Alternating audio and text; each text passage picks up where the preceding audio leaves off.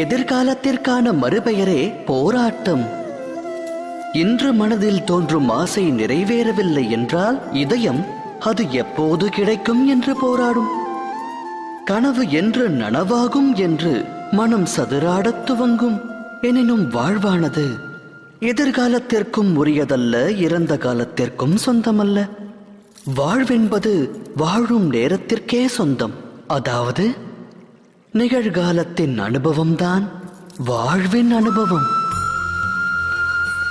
மனித இனம் இதை அறிந்திருந்தும் சத்தியத்தை ஏற்க மனம் மறுக்கிறது.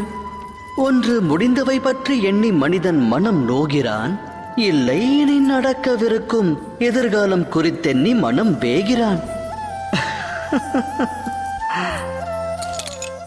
இறுதியில் வாழ்வை தொலைக்கிறான். ஒன்றை உணர்ந்தால் நன்மை விளையும்.